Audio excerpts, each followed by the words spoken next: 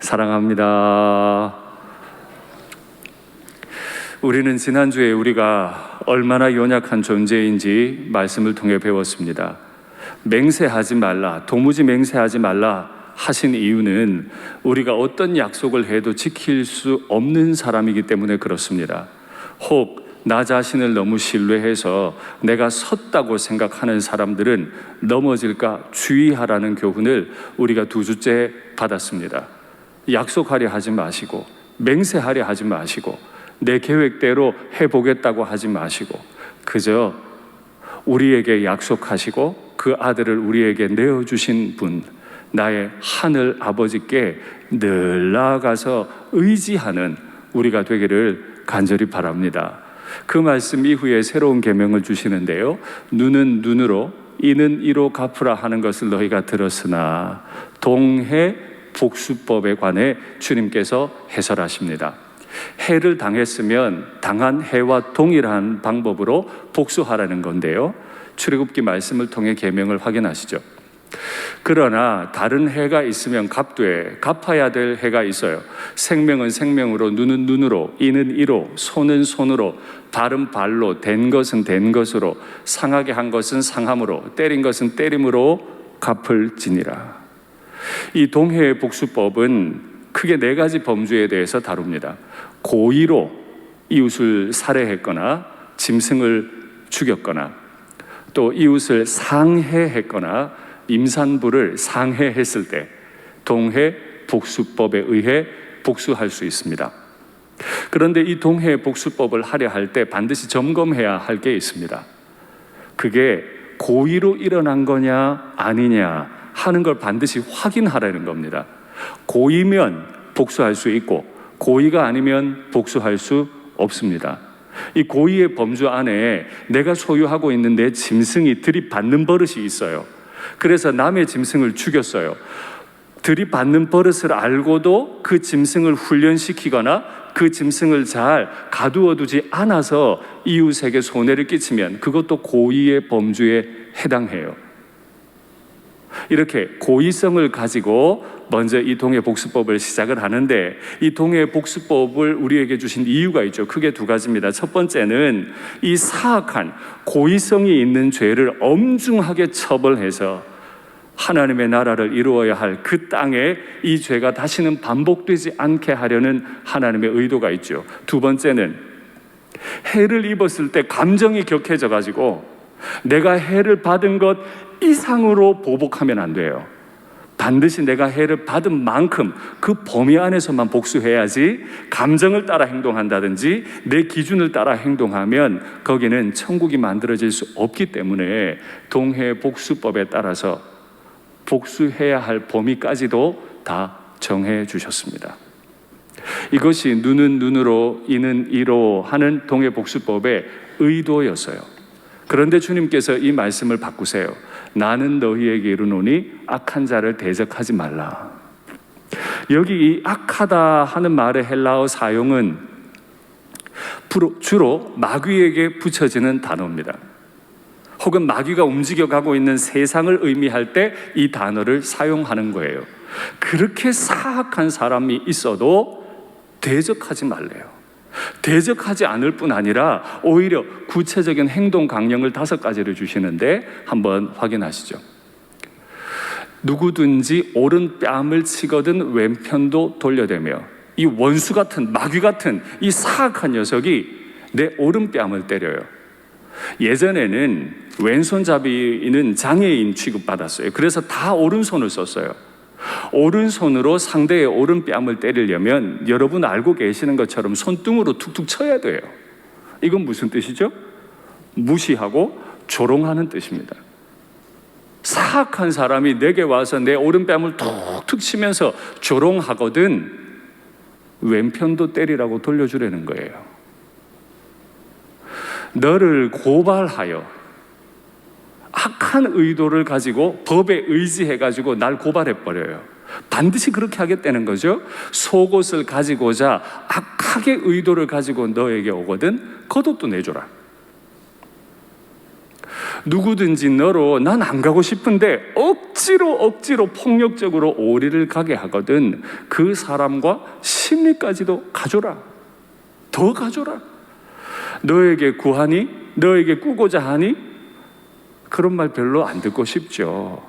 내 본성에 거슬러요. 그래도 구하거나 꾸고자 하거든 거절하지 마. 이것이 악한 자를 대하기를 원하는 우리 주님께서 우리에게 원하시는 5가지 방식이에요. 동해복수법으로 살아가고 있는 백성들에게 오셔서 그걸로는 천국 못 만들고 이렇게 만들어야 돼. 앞에 먼저 나온 3가지 케이스는 악한 의도를 가지고 나를 공격하는 케이스고, 두 번째 나오는 2가지 케이스는 비록 악한 의도를 가진 것은 보이지 않지만 내가 별로 하고 싶지 않은 일일 때, 그때 어떻게 하라고요? 대적하지 마. 기꺼이 그렇게 해줘. 더 해줘. 그렇게 하실 수 있겠습니까? 우리는 우리 스스로가 심판자, 기준이 되고 싶은 마음 없어요? 그건 아니죠. 그건 아니죠. 거긴 천국 안 만들어져요. 남편과 아내가 아무리 그건 아니죠. 그건 아니죠 해보세요. 거기 천국 만들어지나? 교회에서 그렇게 해보세요. 천국이 만들어지나? 안 만들어져요. 그러니 주님은 어떻게 하래요? 악한 자가 너에게 뭔가 부당한 요구를 하니 어떻게 하라고요? 기꺼이 해줘라. 더 해줘라. 그래야 천국이 만들어질 거다. 도둑이 우리 집에 들어서 물건을 막 가져가려고 해요. 지금 그런 얘기 아닙니다. 도둑이 드는 건 막아야죠. 나와의 인간관계 속에서 공동체 생활, 가정생활, 일터생활을 하는 가운데 내 눈에 부당해 보이는데 나에게 뭔가 요구하려 할 때, 그게 여기 안 맞는 것 같은데 그 일을 요구할 때, 그때 다투는 것보다 해주는 게, 들어주는 게 훨씬 더 낫다. 그래야 천국 만들어진다 하는 얘기입니다. 여러분께 묻겠습니다. 최근에 비록 내 마음에 들지 않지만, 그렇게 하면 왠지 틀릴 것 같지만 사랑의 계명을 따라 우리 공동체를 사랑의 공동체로 만들기 위해 기꺼이 해주고 더 얹어서 해준 경험들이 있으세요? 그래야 천국 됩니다. 묻겠습니다. 일산교회를 내가 원하는 교회로 만들고 싶으세요? 천국으로 만들고 싶으세요? 천국으로 만들어야죠. 담임 목사가 원하는 교회로 만들까요? 천국 같은 교회로 만들까요? 다 분명하죠. 그럼 우리 개인은요?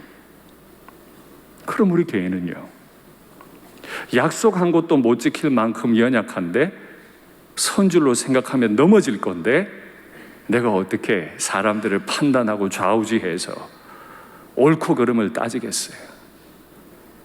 대적하려 하지 말고 기꺼이 해주고 더 해주는 복이 있으시기를 바랍니다. 바울이 로마서에서 이렇게 설명합니다. 확인하시죠? 그러므로 그리스도께서 우리를 받아 하나님께 영광을 돌리심과 같이, 우리가 누구예요? 우리가 아직 연약할 때, 우리가 아직 죄인 됐을 때, 우리가 아직 원수 되었을 때 우리를 받아들이심으로 하나님께 영광이 된 것처럼 너희도 죄인 된 사람, 연약한 사람, 원수된 것 같은 그 사람을 받아라. 그래야 하나님께 영광이 된다. 우리가 어떻게 천국 같은 교회 만들어요? 잘못 다 따져서 내 눈에 보기에 좋은 사람, 내 눈에 보기에 잘한 사람은 받아들이고 내 눈에 보기에 잘못된 사람 다 쳐내면 천국 만들어진다고요? 하나님 영광 받으신다고요? 아니요. 그리스도께서 죄인을 받아들이심과 같이 나와 생각이 다른 사람들을 기꺼이 더 받아들임으로 천국 만드는 줄 믿습니다. 너희가 너희 이웃을 사랑하고 원수를 미워하라 하였다는 말을 들었으나 나는 너희에게 이르노니, 주님 말씀하시죠. 정말 주님께서 그렇게 말씀하셨을까요? 율법은 이웃은 사랑하고 원수는 미워하라고 가르쳤을까요? 아니에요. 그런데 당시 사람들이 성경을 반만 끌어들여서 성경을 인용해가지고 이웃을 사랑해야지 라고 가르치면서 자기 생각을 끼워 넣어가지고 원수는 미워해도 돼. 교회 안에 거짓 선지자 이단들이 어떻게 생기죠? 다 성경 인용해요. 불경 인용하지 않아요. 다 성경 인용해요. 그런데 거기다가 자기 생각 얹어놓고 세속 정신을 얹어놓기 때문에 교회 안의 가르침이 하나님의 가르침 같으나 사실은 사람의 가르침, 거짓된 가르침일 때가 많지요. 그러면 이 계명에 대해 원래 하나님께서 주신 계명이 어떤 모습인지 확인하시죠. 너는 형제를 마음으로 미워하지 말며 내 이웃을 반드시 견책해라. 미워하지는 말고 잘못된 일이 있으면 좀 가르쳐줘라. 그러면 네가 그에 대하여 죄를 담당하지 아니하리라. 미워한 죄도 없는 거고 또 방치한 죄도 없이 살아야 되니까 원수를 갚지 말라. 원수가 있어요. 미워하라고 가르쳤습니까? 아니요. 원수 갚지 마. 동포를 원망하지 마. 내 이웃을 사랑해라. 내 자신과 같이 사랑해라. 나는 여호와다. 출애굽한 이스라엘 백성들, 그 도망 나온 백성들을 통해 가나안을 하나님의 땅으로 만드시고 싶으신데 방법이 뭐라고요? 이웃도 사랑하고 원수를 갚지 마라. 그래야 거기 천국 만들어진다. 이게 주님의 원래 뜻. 그런데 우리 예수님께서는 그 땅을 새롭게 만드시면서 교회에게 부탁하신 계명이 있죠. 나는 너희에게 이르노니 원수를 사랑하고 너희를 박해하는 자를 위하여 기도하라. 지금 주님 앞에서 산에 올라와서 이 말씀을 듣고 있는 사람들은 다 무지렁이들이라고 말씀드렸습니다. 지식도 없어요. 계급도 높질 않아요. 대부분 여성이나 어린 아이나 종이나 노예들이었습니다. 여러분 이미 알고 계시겠지만은 노예 근성이라고 하는 말이 왜 나왔죠? 노예 근성이 뭐예요? 보이는 데서는 열심히 하고 안 보이는 데서는 안 하는 거죠. 왜 노예 근성이 만들어집니까? 주인들이 노예가 잘해도 때리고 못해도 때려요. 왜요? 잘했다고 칭찬해주면 자기가 주인인 줄로 착각하니까 잘해도 때리고 못해도 때려요. 주인을 두렵게 만드는 거죠. 그러니 매맞는 노예 입장에서 생각하면 잘해도 맞고 못해도 맞으니까 잘할 이유가 없죠. 주인이 볼 때만 열심히 부지런히 잘하면 돼요. 그게 노예 근성이에요. 그렇게 살다가 예수님 말씀 들으려고 지금 산 위에 올라와 있는 사람들, 그들이 얼마나 마음 힘들고 몸이 고달픈 채로 예수님 앞에 왔겠습니까? 노예들은 주로 세 가지 학대를 당했는데요. 첫 번째 학대는 육체가 학대를 당하는 거예요. 수시로 맞아요. 제대로 잠도 자지 못해요. 처마 밑으로 밀려나서 거기에 임시 자리 깔고 자고 일어나면 그게 집인 거예요. 둘째로 심리적인 학대를 당해요. 내일은 내가 어떻게 될까? 모레는 어떻게 될까? 내 딸이 태어나면 이 아이는 노예가 될 텐데 어떻게 될까? 다 눌려서 지내는 게 노예였죠. 이 육체적인 학대, 심리적인 학대, 이 두 가지가 합해진 세 번째 학대는 바로 성적인 학대였습니다. 그가 남자든 여자든 노예들은 무조건 성적 학대를 당했어요. 이 일에 대해서 데세네카라고 하는 로마의 저술가가 쓴 책이 있는데 거기 나오는 글입니다. 확인하시죠. 수치스러운 성행위는 강요받은 거예요. 자유인에게는 범죄지만 노예에게는 불가피한 일이며 해방 노예에게는 의무였다. 자유인에게 그렇게 하면 범죄예요. 또 자유인이 그렇게 해도 범죄예요. 그런데 노예에게는 불가피한 일이고 그 수치스러운 성행위를 강요당하는 건 불가피해. 네가 노예면 어쩔 수 없는 거예요. 그럼 받아들여. 사람이면 밥 먹듯이 노예는 불가피하게 성적 착취를 당하는 거야. 네가 해방 노예가 되기를 원해? 그럼 의무적으로 넌 정기적으로 내게 성상납해야 돼. 이게 당시 체계였죠. 말씀드렸습니다만 노예가 결혼해서 아기가 태어납니다. 딸이면 기쁠까요? 슬플까요? 이 딸의 인생이 앞으로 보이는데 기뻐요, 슬퍼요? 이게 노예의 인생이에요. 노예는 왜 이렇게 맨날 두려워하고 무서워하고 힘들어하는 거죠? 이유는 하나, 그에게 주인이 있기 때문이에요. 내 마음대로 못하고 주인 뜻대로 해야 되니까. 그게 노예를 늘 불안에 떨게 하고 두렵게 만들죠. 이 노예에게 주님께서 말씀하시기를, 너를 짐승같이 대하는 너의 원수를 사랑해라. 너를 맨날 때리고 두려움에 떨게 하는 너의 주인을 위해 기도해줘라. 가능하겠습니까? 여러분, 가능하겠어요? 예수를 믿으면 이걸 요구받아요. 우리에게 새로운 주인이 오셨는데 그 새로운 주인이 우리에게 이걸 요구하세요. 주인이 있는 게 싫은데 예수를 믿으면 내게 새로운 주인이 생겨요. 그 주인이 너무 엄청난 얘기를 해요. 원수를 사랑하고 박해하는 자를 위해 기도해줘라. 어떻게 이게 가능해요? 주인의 말 잘 들으면 돼요. 우리에게 새로 오신 주인이 어떤 분이시죠? 원수 같은 나를, 짐승 같은 나를 당신의 소유물로 삼으시고 당신의 나라를 선물로 주시겠다고 약속하신 주인이잖아요. 이 원수 같은 나 대신 십자가에 못 박혀 죽으신 분이 나의 주인이시죠? 전혀 새로운 주인이 내게 계심을 내가 바라보고 그 주인의 사랑을 많이 받고 나면 나를 박해하는, 오랫동안 날 박해하고 있는 그 주인을 위해서도 기도할 수 있습니다. 기도는 최고의 사랑의 표현이에요. 내 원수를 위해 기도하고 날 괴롭게 하는 사람들을 위해 기도하는 건 첫째, 하나님을 최고로 사랑하는 거예요. 둘째, 바로 그 원수들을 사랑하는 거죠. 실제로 저는 그렇게 해보았습니다.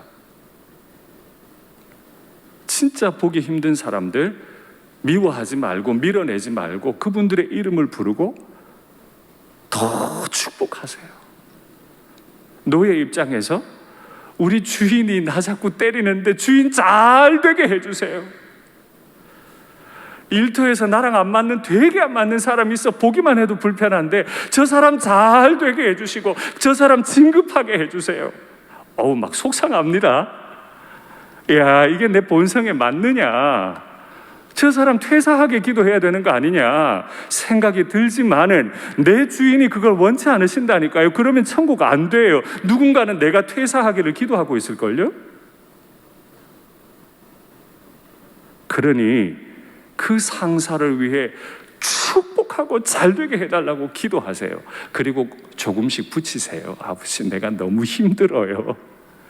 저분 내가 감당이 안 돼요. 나 좀 도와주세요. 그게 시편의 기도잖아요. 그러면 하늘의 하나님이 다 들으시고 우리를 천국 같은 삶으로 인도해 주실 줄 믿습니다. 너희가 이같이 하면 하늘에 계신 너희 아버지의 아들이 되리니. 이같이 하면, 원수를 사랑하고 박해하는 자를 위해 기도하면 우리가 하늘에 계신 아버지의 아들이 돼요. 우리가 그렇게 안 하면 지옥 간다는 말이 아니죠. 우리가 어떻게 하늘에 계신 아버지의 아들이 되었는지 과정을 볼까요? 하늘 아버지가 원수되고 죄인된 우리, 하나님의 계명을 지키기에는 연약한 우리를 위해서 아들을 이 땅에 보내시고 십자가에 못 박으셨죠.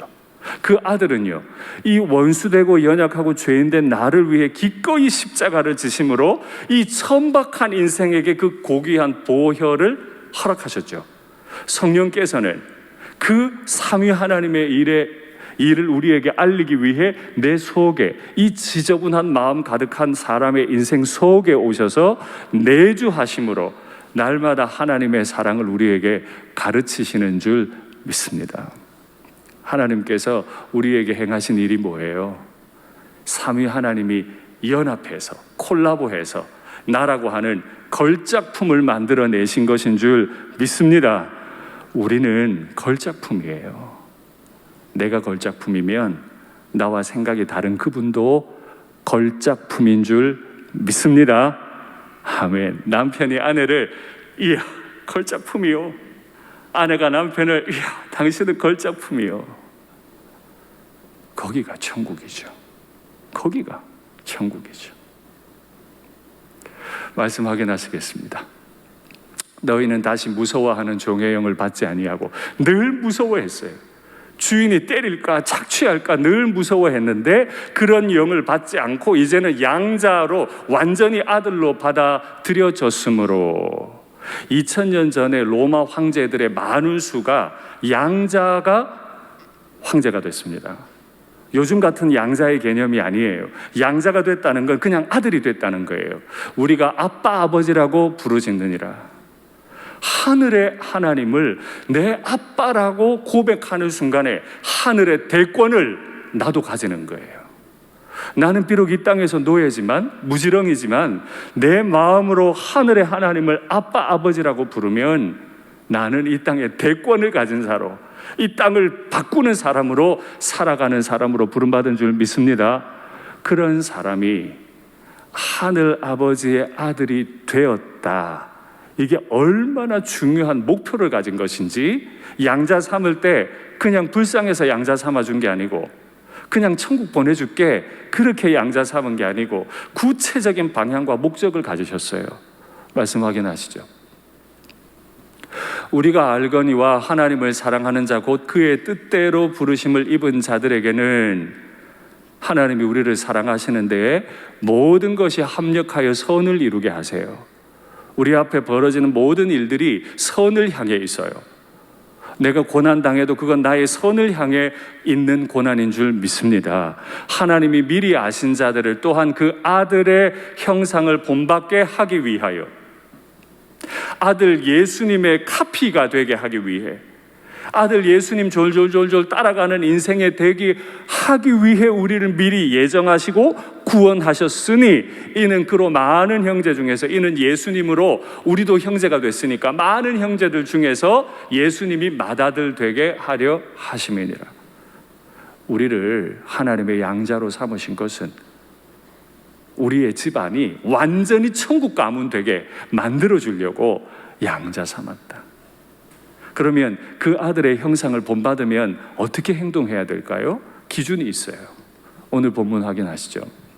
이는 하나님이 그 해를 악인과 선인에게 비추시며 비를 의로운 자와 불의한 자에게 내려주심이라. 우리 아버지가, 우리 맏아들 형님 예수님께서 어떻게 행동하셨대요? 그 해를 악인과 선인에게 비추시고 비를 불의한 자와 의로운 자에게 동시에 내려주시는 것이다. 헬라어 성경을 번역하면서 하나 빠진 게 있어요. 아마 한글로 읽기가 불편해서 빠뜨렸겠지만 그분의 그 해를, 그분의라는 말이 빠져 있어요. 옛날 사람들이 볼 때 최고의 피조물이 뭐죠? 태양이에요. 태양 없이 못 살아요. 옛날 사람들이 볼 때 생명을 유지하기 위해 가장 필요한 건 물이에요. 그래서 비가 오지 않으면 난리가 나는 거죠. 그 가장 귀한 햇빛과 그 비를 누가 가지고 계세요? 그분의 그 태양, 그분의 그 비, 그 거룩하신 분께서 다 가지고 있는 거예요. 그러면 이 가지신 걸 누구에게 줄까요? 말 잘 듣는 사람, 나랑 생각 같은 사람.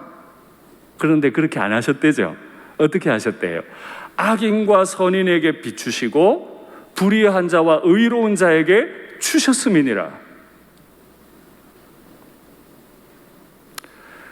이걸 배우는 게 그리스도의 제자로 살아가는 겁니다. 이렇게 살아야 우리 가정에 천국이 만들어져요. 내게 있는 가장 중요한 거, 나랑 마음 맞는 분 말고 나랑 마음 안 맞는 사람에게도 같이 줄 수 있겠습니까? 내게 가장 중요한 거 불의해 보이는 사람, 저 사람은 쳐내야 할 사람이지 내가 뭔가 주어서는 안 될 것처럼 보이는 그 사람에게도 드릴 준비가 되어 있으세요?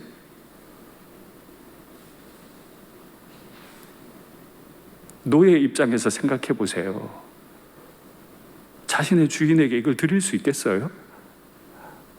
이 소중한 걸 어떻게 드려? 그런데 그렇게 해야 우리가 구원받은 목적, 내가 원하는 내 방식의 교회 말고 주께서 원하시는 천국 같은 교회가 이루어진다는 거예요. 너희가 너희를 사랑하는 자만 사랑하면 무슨 상이 있으리요? 우리의 본성은 나랑 마음이 맞는 사람, 나를 사랑해주는 사람을 더 사랑하게 되어 있죠. 그건 잘못됐다고 할 수 없을 겁니다. 그런데 그렇게만 사랑하면 무슨 상을 받겠니? 그래 가지고 천국이 만들어지겠니? 이런 얘기 아닙니까? 그런데 주님께서 여기서 강조하시기 위해 두 가지 문학적 기법을 쓰시죠. 세리도 이같이 하지 아니하느냐? 이방인들도 이같이 하지 아니하느냐? 유대인들이 가장 싫어했던 대상이 배신자, 매국노, 세리들이었고 자신의 나라를 짓밟아버렸던 이방인들이었죠. 이들과는 절대 교제 안 했어요. 그런데 주님께서 지금 뭐로 비교를 하세요? 세리도 이같이 하지 아니하느냐? 이방인들도 이같이 하지 아니하느냐? 알고 물으시죠, 그죠?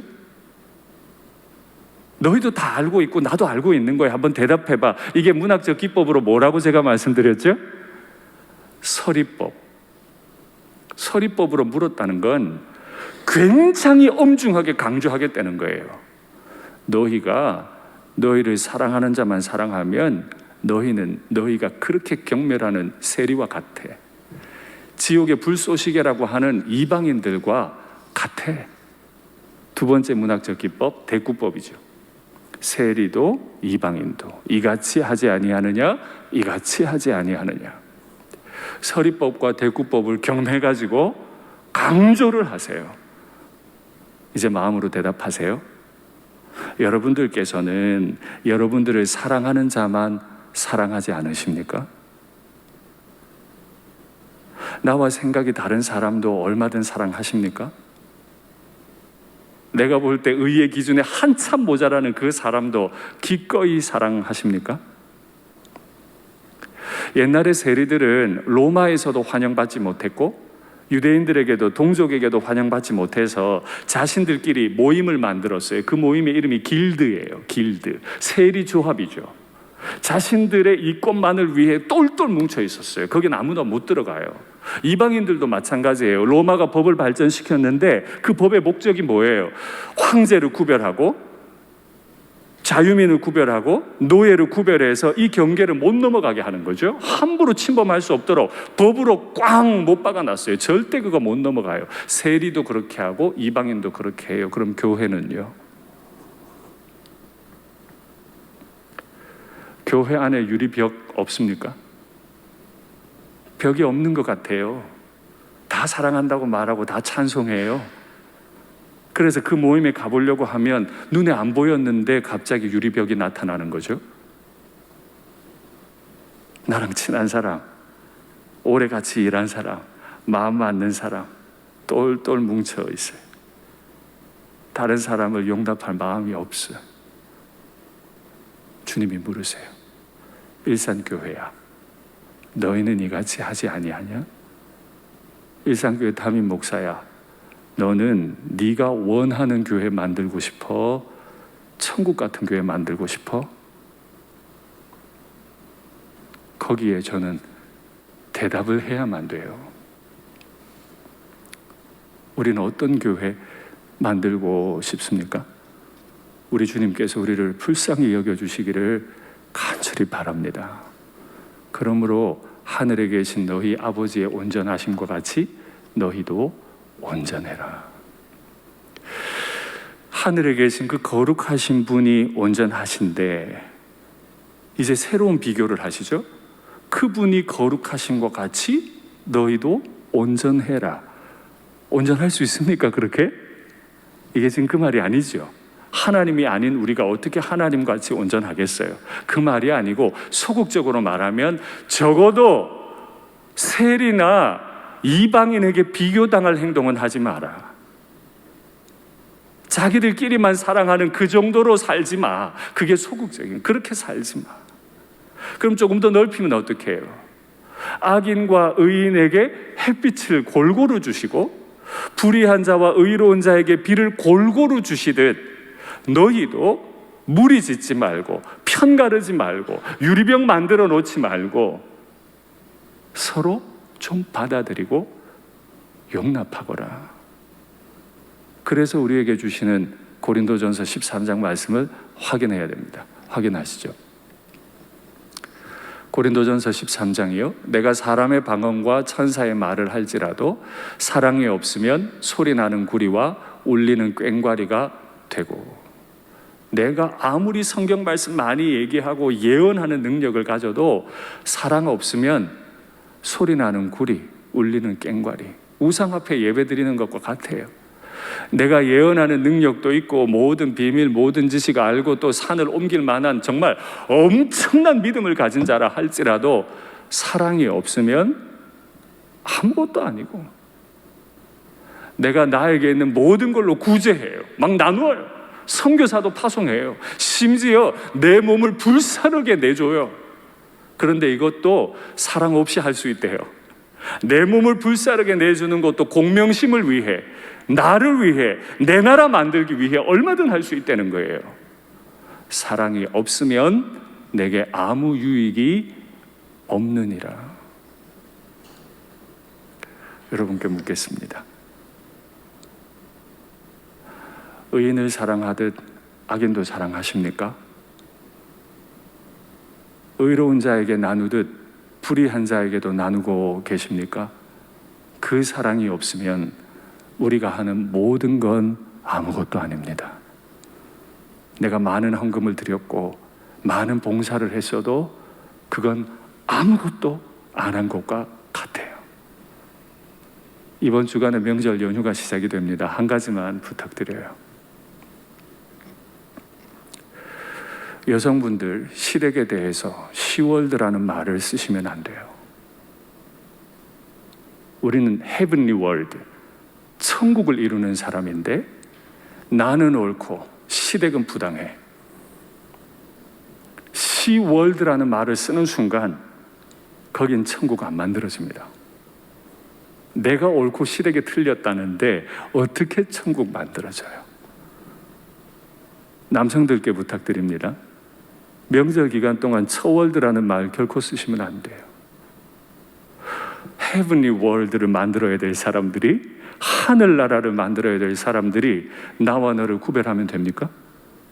안 돼요. 그래가지고는 우리 집안에 절대 천국 못 만들어요. 시월드, 처월드라는 말을 쓰는 것은 육두문자를 가지고 욕하는 것과 같아요. 절대 쓰면 안 되는 말. 수고롭죠. 특별히 명절 때 그 많은 식구들 봉사하려면 몸이 무너지죠. 억울할 수도 있어요. 그러나 주님 말씀하시잖아요. 악한 자 대적하지 말고 사랑해라. 그래야 거기 천국 만들어진다.